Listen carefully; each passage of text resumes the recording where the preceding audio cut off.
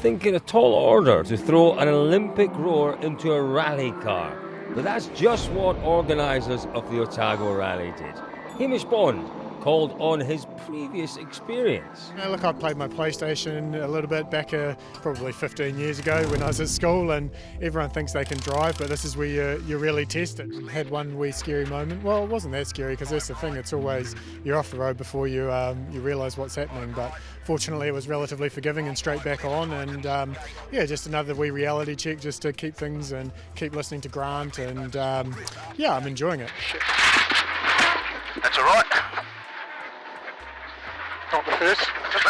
Not the first by the looks of those wheel tricks. 100.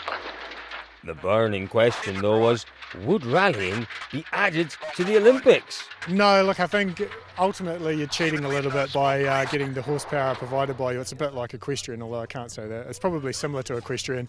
You know, the engine, it does a big part of the work for you. Obviously, there's a lot of skill involved as well. With his new skill set in place, would the Olympic medalist be chasing a medal? There's no prizes for me in terms of getting second last as opposed to last.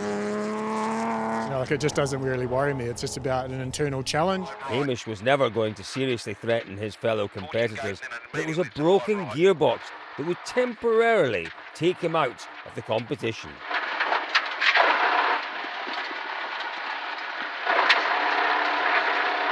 Class leader Sean Haggerty took an off-road excursion himself through SS4 after the steering wheel came off near the finish. That's right. You're right.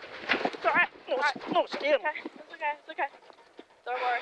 That handed the lead to Steve Cox in his first outing in the new non-turbo classic H6 Subaru. Elsewhere in the New Zealand Rally Championship, no surprise to see Hayden Paddon leading the main field. Mark, give us the details. For sure, Colin, Hayden certainly dominated the field all day, but it was a near thing in SS3 when the right front drive shaft let go. Actually broke on the very first corner and spun the car around, so lucky it didn't actually drop off the edge. So yeah, had to back it up and start her up and then just cruise out in three-wheel drive. So luckily that was probably the right stage to only have three-wheel drive because it's quite fast. So you know, hopefully the boys can get it all fixed up now and be good to carry on. Still, it only cost the Hyundai team 14 seconds, with the second place Stokes leading the best of the rest. Just always good fun to get back into these fast stages at Otago, and yeah, that long stone burn, that was good. The pace notes might need a bit of work for the years to come, but Moonlight was interesting. The tyres started to go off towards the end there, and yeah, always love it to go sideways and everything, but happy to be second, and good to see those Skodas being competitive as well in that Moonlight stage. Jeff Judd grabbed the Stage 1 Classic win in his Ford Escort off the more fancied Celica of Dean Buist, but he had a trick or two up his sleeve, showing that experience counts.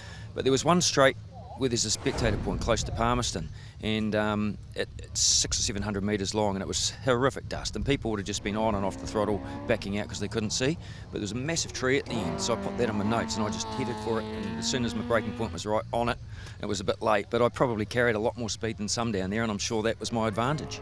So quick out of the blocks for the day. Shit, yes. Wee moment in stage 2 though, backwards into a bank and stalled, so gave a bit back.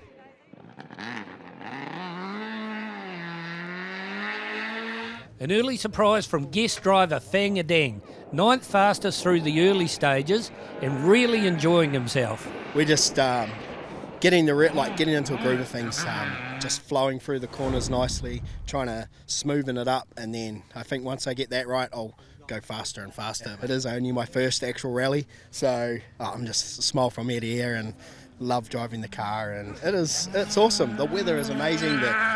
Some of the scenery that when I get time, it's really cool. I'm just really enjoying it. Hardly surprising to see Regan Ross dominating the all-comers class in his R5 Fiesta, although the hard-charging Marcus van Klink in the two-wheel drive RX-8 an impressive second in class. The leaderboard, though, would reflect the difference between two- and four-wheel drive. Back to the championship, and Robbie Stokes slipped out of the top three when a CV joint did the same in the rear of the Fiesta. He was forced to limp through the next three stages in two-wheel drive. Any chance Ben Hunt had of grabbing second place, though, was crippled in Stokes' dust, promoting Emma Gilmour up to second.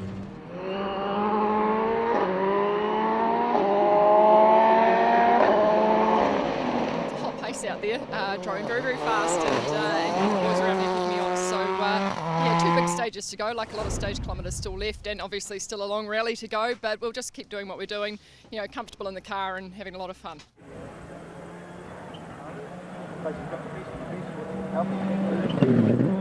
Ari Pettigrew was a big winner too, up into third in his first outing in a four-wheel drive.